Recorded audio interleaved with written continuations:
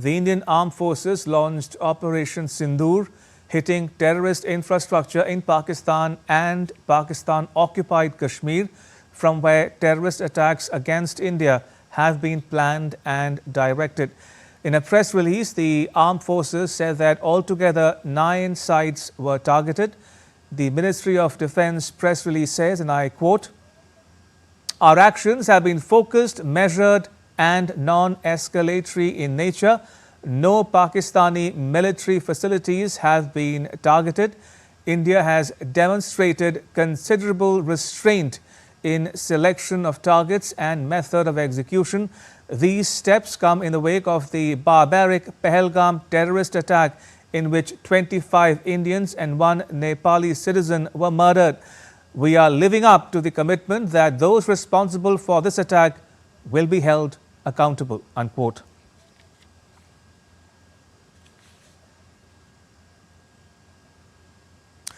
Now, the places where the terrorist hideouts were attacked are Bahawalpur, Muridke, Tera Kalan, Sialkot, Barnala, 2 places in Kotli, 2 places in Muzaffarabad as well.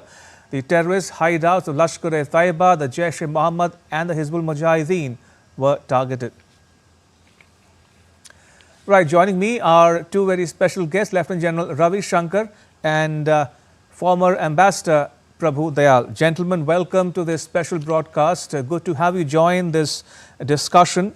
If I can come to you first, General, your thoughts, your opening comments on Operation Sindoor, the message behind it and the import of India's actions on Pakistan in general and the Pakistani army chief in particular. Thanks a lot. Good morning to everyone. And, Morning. Thanks for inviting me over. I think Operation Sindoor has been carried out very well. My compliments to all those who participated in it and to our armed forces who keep the national flag flying, and we're very proud of them. Right. This is a very well planned and calibrated operation. We've for the first time struck 9 targets, like you said. And what's more important of these 9 targets are 4 targets like Bahalpur and Murdike and all are across the IB, right? And the other 5 targets are across the LOC. We've broken a barrier in this, and we've given a strong message to Pakistan that it doesn't matter where the terrorists are, we'll get after them. And the importance of hitting Bahawalpur and Murdike must be not lost sight of, because they are the headquarters of LET and Jaish-e-Mohammed. So I think that's very good. The next thing which I'd like to highlight about this entire operation is the surprise which has been achieved. Surprise and deception are an important part of any campaign, and this has been total. Now, let me explain to you a little more. Just yesterday, a NOTAM was issued that SWAC, that is Southwestern Air Command, will carry out major exercise on 7th and 8th. Everyone's focus was there. Then at national level, there was a thing laid out that, look, there's a mock drill being carried out and all that. Now, in between that, or in fact, I won't say between that, everyone was thinking, look, the strikes will come later and all that. Lo and behold, we've gone and hit them, and there's been no response. Important thing, you penetrated their air defenses completely. 2 aspects to this. One is their surveillance system has failed, and second, their interception system has failed. Right? Whether it is failed or it is there, we don't know. But generally, it has failed. And considering the fact that 4 days back or 5 days back, Asim Munir went on top of a tank and he said, "Oh, we'll do everything and we know how to defend the nation." And this is the talk he's being given. Now his position is now at stake. Okay. Now, when you look at the reaction from across the border, I'm talking of across the border, there are people in those Afghans or the Pashtuns and the Baluch people who are completely happy about this whole affair and they're with India. So it points to a fact that the people of Pakistan are divided, and that is something which we should not lose sight of, and there is a role to play in this as we go ahead. As far as the effect on the morale of the Pakistan army is concerned, I think they would be in a bad state at this point of time. But having said that, let's also not forget that Pakistan is a professional army. The Pakistan Armed Forces are pretty professional and they will get back, and that is their nature.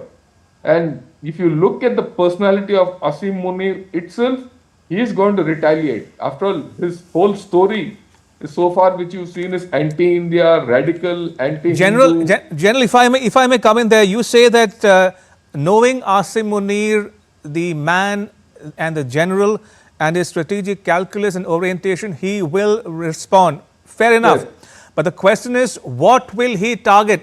Now, India says we have not targeted your military, civilian, or economic targets. We've only focused on terrorist infrastructure in Pakistan and PoK. So if I am Asim Munir, what would I be targeting? And even if I target military / economic / civilian targets in India, would New Delhi consider that as an escalation and retaliate in kind? Look, you have to go back to Op Swift retort, which happened immediately after, the Balakot incident. What did they target? They targeted general space and, generally in the area of, military areas. It's only unfortunate that Wing Commander Abhinandan got after them and, he had to bail out in POK and the whole thing went awry. Otherwise, they could have gone, nothing much would have happened. Similarly, be rest assured, Pakistan will manufacture a target. It is a matter of their pride. If they don't do it, the entire edifice on which the army stands, that it is guarding the nation, and it will do everything possible against India, will go down the drain. In this whole story, they might be reckless enough to even hit a military target. Let's be very clear. Okay, that's the way the Pakistan army thinks. And that's the way they've also behaved in the past. So we must expect a retaliation. Okay. And retaliation will be in full force. Fair enough. So, I mean, to say that he won't retaliate, it doesn't matter. He'll manufacture targets. It's a matter of his pride. It's not only a matter of his pride, it's also the matter of pride of the Pakistan army and the... Indeed. So as you say, General, it's a catch-22 situation for General Asim Munir. Damned if he does, damned if he doesn't. What will you do? All eyes on him as we speak. If I can come to you, Ambassador Dayal, your take as a former diplomat who has served in Pakistan as well. Your take on the mood in Rawalpindi now as we speak. What would the generals be thinking or planning to do? And what do you think has been the global reactions coming in, especially from the US and Israel, that have supported India's retaliatory strikes, calling it justified? Ramesh, first of all, thanks for having me on your show. Welcome. You would recall that on the night of 22nd April, just after the Foreign Secretary's briefing, I had a discussion with you on the very same channel on which we are now, and we had both been in agreement that all options are on the table. Right. India had made it very clear that the terror attack in Pahalgam will not go unpunished. Now, we are making it abundantly clear to the rest of the world that the strikes which we have carried out within Pakistan and in PoK are against the terrorist bases. We are not targeting military, civilian, or economic targets. We are only targeting the terrorist bases. Now, you asked me about the mood that would prevail in Islamabad, Rawalpindi, and elsewhere. There would be a high level of concern. The Pakistanis perhaps were afraid that India would carry out a strike. They didn't know what would be the extent of this. But nonetheless, there was already a sense of panic because of the fact that India had suspended the Indus Waters Treaty. And on the Chenab, for instance, we had completely stopped the flow of water except to keep the marine life alive there. So there was already a degree of panic and concern within Pakistan. Now, General is absolutely right in saying that there will be perhaps a retaliatory strike, because General Asim Munir is the sort of person who will now take it as a challenge for himself, and knowing his bent of mind, he will retaliate. We have to make it very clear to Pakistan through messaging and indeed to the rest of the world that if Pakistan retaliates, we will hit back in a very, very significant manner, and it would amount to an escalation. So We the must make onus, clear as you that we say, don't want Ambassador, to is escalate. on Pakistan and Asim Munir in particular? We should send the message that Pakistan, as such, of course, that General Asim Munir is the Chief of Army Staff, and he is the one who's now at the forefront. And if Pakistan retaliates, it will be the joint decision of their government headed by Shehbaz Sharif and General Asim Munir, who heads the army. In fact, General Asim Munir will be calling the shots. Right. We have to make it clear that if they carry out any sort of retaliatory strike, we will escalate the conflict and hit back in a very big manner.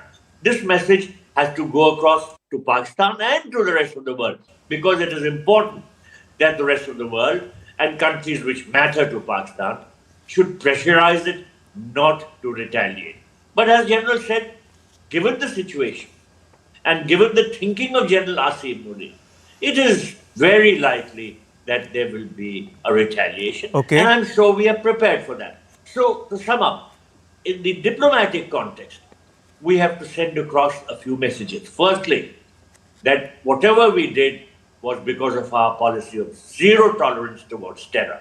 In fact, in this context, we have received a lot of support from a whole lot of countries, including the United States. And in fact, some of the Islamic countries have also spoken out against terrorism.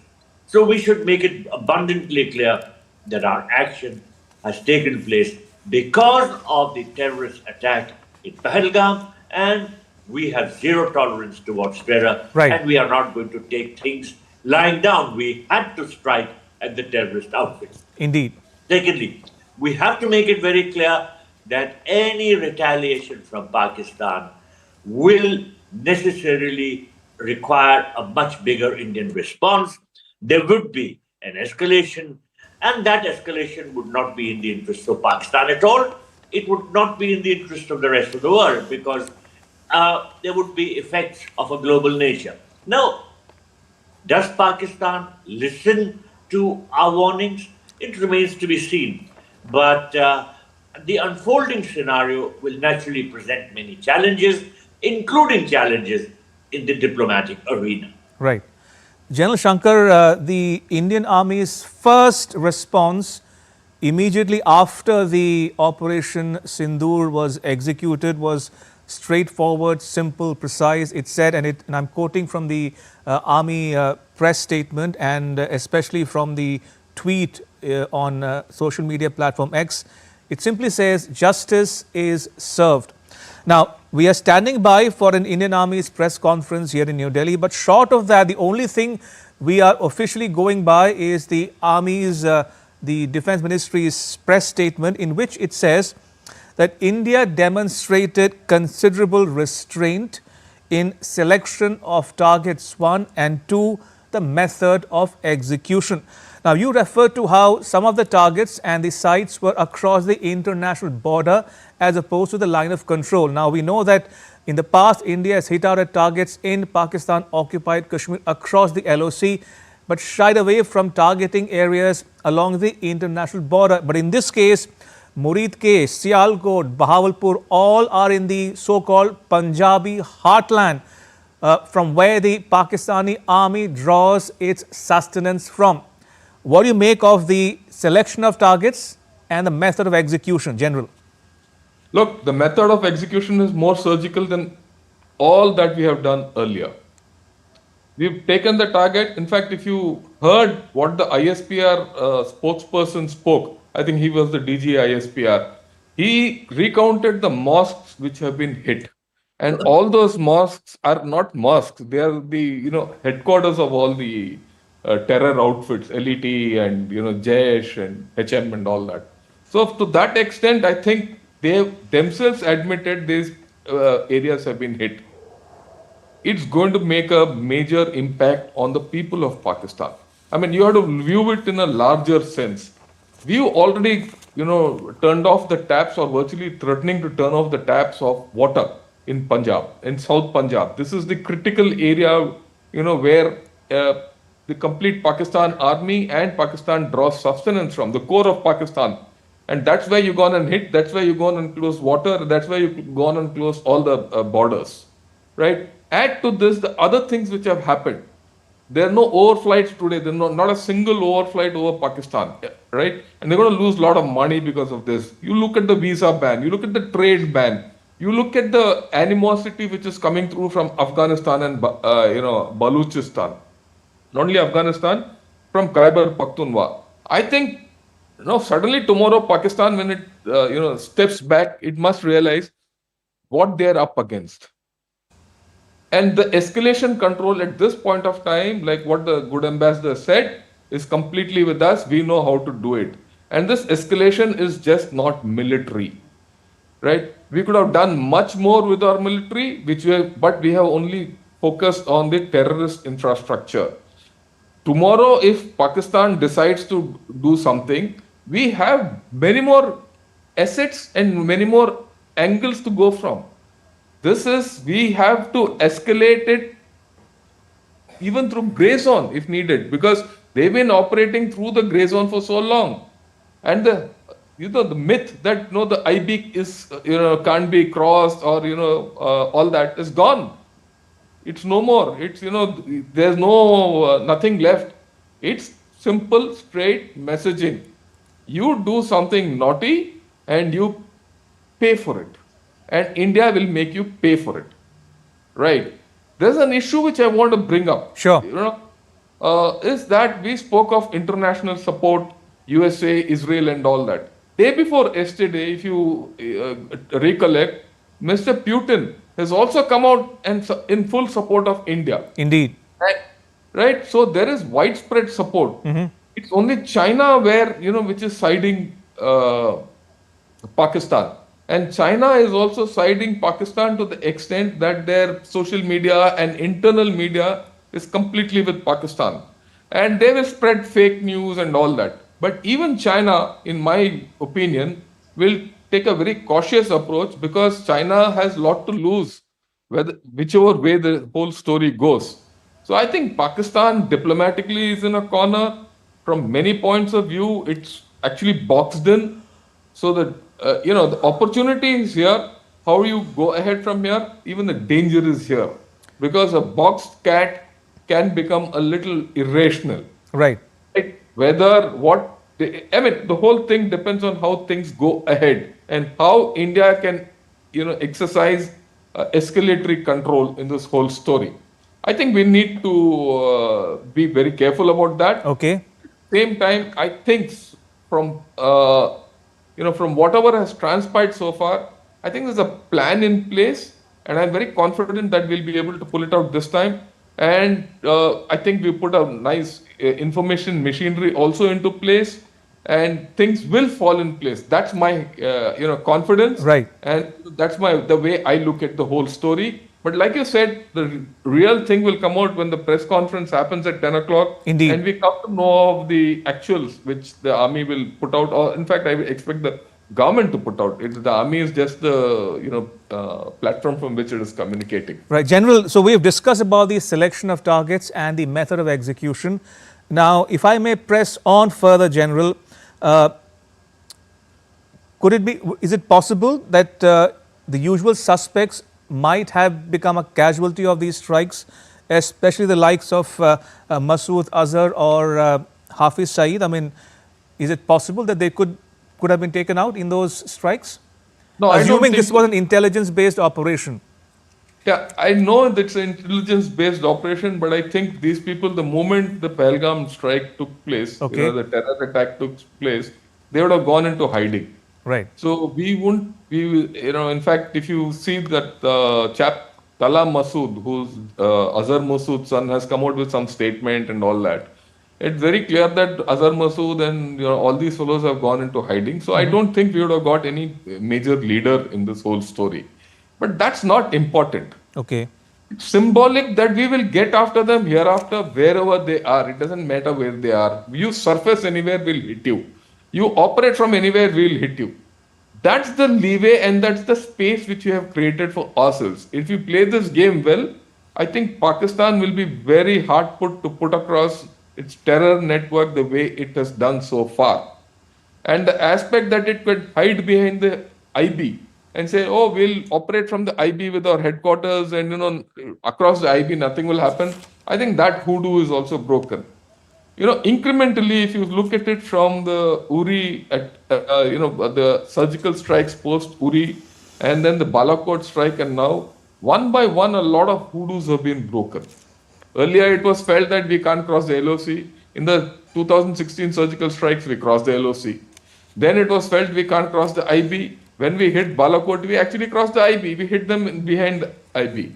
Okay. But now they felt, no, south of Punjab, hardcore of Punjab and all that, nothing will happen and all that. We've hit them. We've not hit them only across the IB, we've hit them across the LOC. It's not just one strike or two strikes, you've carried out 9 strikes. And each of these strikes, if you go by what the DGISPR says, had about 5 to 6 strikes internally. Right. So it's been a massive attack and very calibrated. If this message doesn't go through to the Pakistan army, I don't know what will go through to them. And they're pretty smart about it. They should learn how to do it. Yes, they will retaliate. Let's not have any doubts about it. They will retaliate. And our capability comes in how do you parry this retaliation. Fair enough. We need to anticipate. I'm sure a certain amount of anticipation has done and certain amount of deterrence also has been put in place that you do this and we'll do that. Fair enough. Ambassador Dayal, let me get a diplomatic perspective from you now. We've heard from the US side, we've heard from Israel in the last several hours since Operation Sindoor was launched and executed. In the past few days, we also heard from none other than President Vladimir Putin of Russia, who has come out in support of India and said that the perpetrators and their supporters must be brought to justice, must be punished. We've also seen how the UN Security Council met and discussed this issue, but nothing came out of it because many members were skeptical, and they remain so, of Pakistan's claims on the terror attack and its fallout. Do you think India's diplomatic outreach is paying dividends, one? And two, do you think there is a growing appreciation today in key world capitals that India's patience is not inexhaustible and that India will retaliate and impose costs on the perpetrators and their backers in Pindi and elsewhere? Ramesh, India's approach has been to send across a very clear message that the action it is taking and will continue to take is targeted against terrorism. And there is global support for us because of the fact that the rest of the world also realizes that India has been suffering from terrorist attacks which have been carried out from Pakistan and that there is a need to end these attacks. Now let me tell you that the name of this operation itself conveys the fact that it is targeted against those people who carried out the Pahalgam terror attack. Why do I say so? The attack in Pahalgam was targeted at killing Hindu men. It snatched away the sindoor from Hindu married women. They were spared and they were told to convey to our Prime Minister that the whole thing is being done against Hindus. There was a message which they kept on conveying, Modi ko jaake bol dena. So what the terrorists did was that they snatched away the sindoor from Hindu married women while killing their husbands.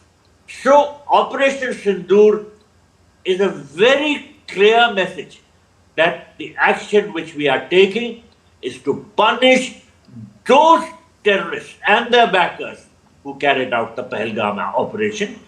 and snatched away the Sindoor from Hindu married women. Now, support has been forthcoming from various quarters for our anti-terror positions. You referred to the UN Security Council, the special session that took place, the consultations, closed door.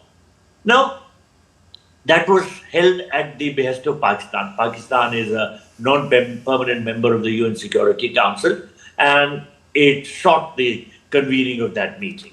But was Pakistan able to get support from the other members of the Security Council? No. There was no statement issued at the end of the meeting, which itself showed that Pakistan's position did not receive any backing. Now, Pakistan finds itself in a situation that it is like the boy crying wolf, as if, India is to blame. The world realizes that Pakistan is the nerve center of terrorism. And that is why many members of the Security Council spoke out against terrorism. And there was a clear message that was sent across to Pakistan that it has to take action against the terrorists who are operating from its territory. And that far from taking such action, what has been happening in Pakistan is that these terrorists are being encouraged, they are being funded, they are being abetted, they are being trained, funded, armed to carry out attacks against India. Now, Pakistan realizes its own internal difficulties. The gentleman very rightly referred to the fact that how the shutting off of the Chenab River yesterday has created panic because Pakistan heavily depends on the waters of the Indus River, Jhelum and Chenab for not just irrigation, particularly in the Punjab, but also for the generation of hydroelectric power. Therefore, the situation in Pakistan is going to grow from bad to worse.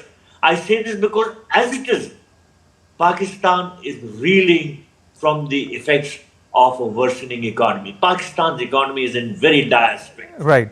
And the steps which India is taking will further worsen the economic situation. Now, the general also referred to the Baloch rebels and the Pashtun rebels. Now, if there is heavy deployment by Pakistan at the border with India, naturally that will give an impetus to the militant organizations and they will be able to carry out more activities. Now, in this whole scenario, Afghanistan becomes very important because both the Khyber Pakhtunkhwa rebels, that is the Pashtun rebels, the TTP, and the Baloch rebels find refuge across the border in Afghanistan. They carry out attacks and they get refuge in Afghanistan. Why does Afghanistan give refuge to them? Because the relations between Pakistan and Afghanistan are worsening also. There are serious differences which have come up, and in fact, there has been an escalation in attacks from the Afghanistan side against Pakistan and vice versa. So in this scenario, the geopolitical situation also does not favor Pakistan. Absolutely. So if it escalates against India, it will do so at the grave risk of a breakup of Pakistan because the cost, not just economic but also military, will be very heavy for Pakistan. And I wouldn't be surprised if the Baloch and the Pashtun rebels are able to carry out more serious attacks against the armed forces. Indeed. And perhaps succeed in getting their independence from Pakistan. General Shankar, if I can come back and build on the point you were making and the point Ambassador Dayal was making there, if, and correct me if I am wrong, if it is General Asim Muni's ideological and domestic political compulsion to be seen to be responding to the Indian strikes, the next question, logical question to ask is, would Pakistan's viability as a state, as you and I know it, will be in doubt given India's predisposition to calling Pakistan's bluff on terrorism and hurting where it hurts them the most? And also, as we've seen in the media reports, in particular Moody's ratings report which says Pakistan cannot afford a war with India given its dire economic conditions. So, if you were Asim Moni, if I were to ask you to, hazard a guess, what would he be thinking? Would he have learned a lesson, or do you think he will continue with his misadventures? Look, he will not learn a lesson because he's a dyed-in-the-wool Islamist. If you study all the dictators and the generals of Pakistan, this man is a complete Islamist, harder than what Ziaul Haq was. If you see his 8-minute speech which he gave to the overseas Pakistanis and the way he's spoken in various places, 2-3 things come out very, very, very clearly. One, he's completely anti-India, he's completely anti-Hindu, he's completely radical, and he's a very sharp and a shrewd operator. He knows how to handle internal politics well. External politics, he's very poor. That is very clear. And so far, whatever he's done for, the economy of Pakistan has all failed. But that has not deterred him. He's gone to the extent, if you see, we're talking of Indus water, he is the one who started this Green Pakistan initiative. What is the Green Pakistan initiative all about? It is about drawing water through 6 new canals which you are digging through from Indus through the Cholistan desert, where he's already sold off 10 to 20,000 acres or more, thousands of acres of land to corporates. And who are the major stakeholders of these corporates? The Pakistan Army. So this whole lot of the Pakistan Army, its generals, including Asim Munir, are on a different grid altogether. You see, he's propagated the story of being a hard state. What is this hard state all about? And you see a lot of people within Pakistan talking up against this concept of hard state. And this concept of hard state he's propagating in the context of Baluchistan, that he'll come very hard on them, which he's failed. At this point of time, the Pakistan Army is getting hit in Baluchistan very badly. There are many places in Baluchistan the Pakistan Army can't enter also. There are many places in Khyber Pakhtunkhwa where the Pakistan Army is getting hit every day. Every day they are losing 2 to 3 people. That's the minimum. It could be more. So they are in a very bad shape. I mean, I really don't know where this man is looking. To me, I think he's a cross between what Ziaul Haq was and Yahya Khan was. Yahya Khan also behaved in the same manner before he lost Bangladesh or East Pakistan at that point of time. And this has been brought to notice none other than by Akhtar Mengal of BNP, who's now from being a normal, center of the line politician in Pakistan, has swung to being almost a separatist in Baluchistan. So I think the situation within Pakistan is dire. The political situation is dire. He has created a Nelson Mandela in Imran Khan.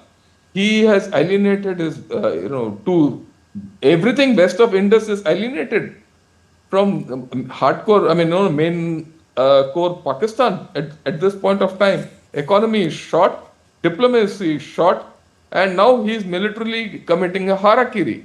I think he's under real pressure. I think Pakistan state is under real pressure. I think the very idea of Pakistan is under pressure at this point of time. Pakistan has come to a stage where anything can happen. I won't hazard a second guess. And if India including possibly a mutiny against General Asim Munir? I will say breakup of Pakistan. So breakup of Pakistan is possible, says General Shankar, and also dissensions within the ranks of the army as well.